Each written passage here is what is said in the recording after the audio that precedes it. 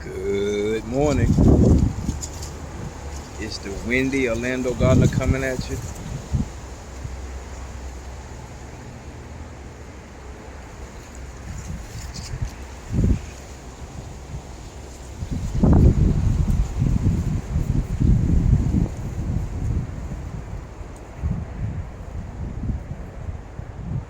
Wow, it's windy.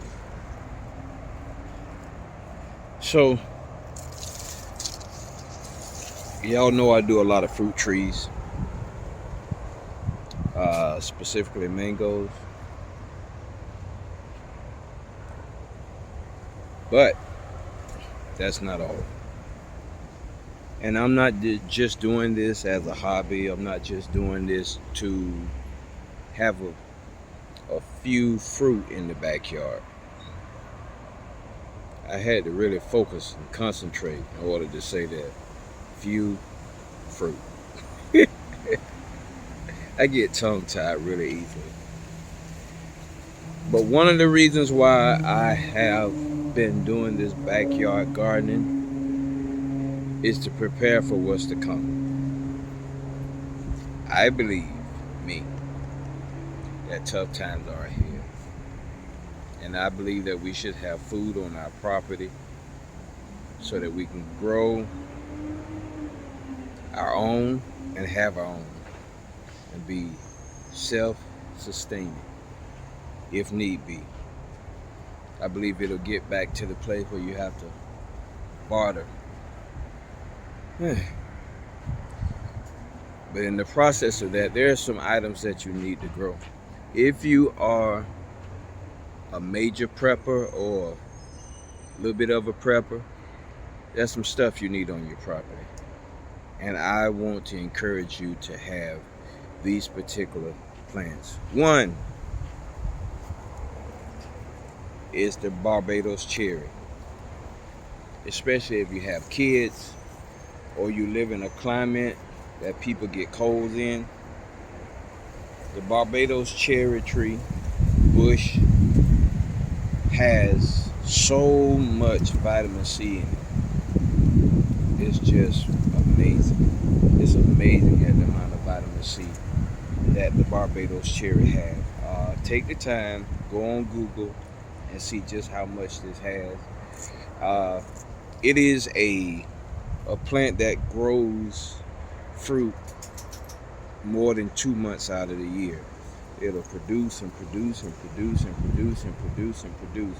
So you got a snack for yourself, you got a snack for your children, and you're having a whole lot of vitamin C. Barbados cherry. A must-have. You got to have it, y'all. Just got to. I'm talking about sustainable living now. You absolutely have to have the Jamaican cherry. This thing produces like a workhorse, and it continues to produce throughout the year. It's not a one-hitter quitter, one-stop shop. This thing produces and produces and produces and produces before it shut down and go dormant for a little while. You need this in your yard if you're going to do some sustainable living. Let me just do a little turnaround. You need some bananas. Plant them, go. They're going to redo. Every time you cut one bunch down, cut that tree down, you got 3-4 more trees coming up. Get you some bananas, put them somewhere in the yard on the property, pile up a whole bunch of mulch around it, let them go.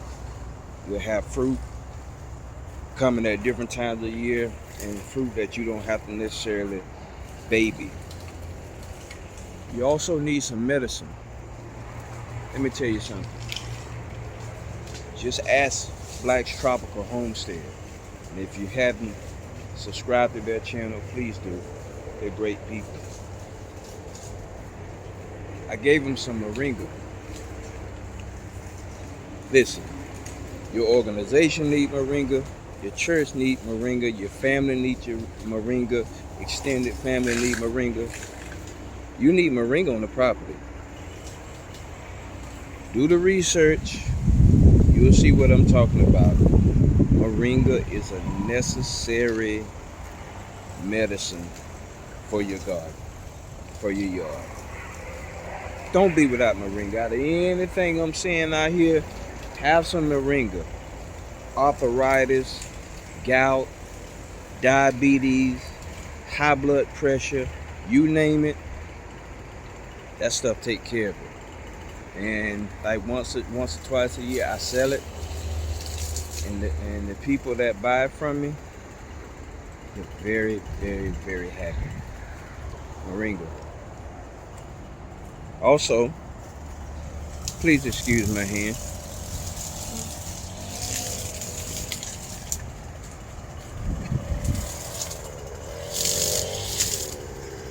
Elderberry. You need some elderberry on your yard. Make sure it's the right elderberry. You need that. Elderberry is one of the healthiest plants out there. You got to have elderberry on your yard. Well, plants. The berry itself. It's extremely, extremely healthy. And this is something that you need on your property. Now, I want to show you something that grows wild until it get cold. And once it get cold, but what you can do is freeze dry it. Or just dry it and turn it into powder. And you got something, or crumple the leaves up. Rather, so you can make some tea. So you can make tea.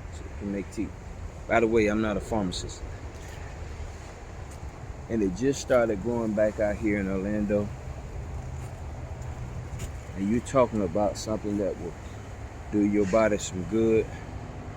Milk does a body good. Who told you that?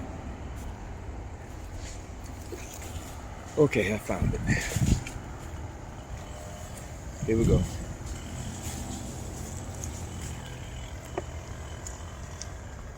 Cerasee is growing outside in your backyard, in your field. Look it up.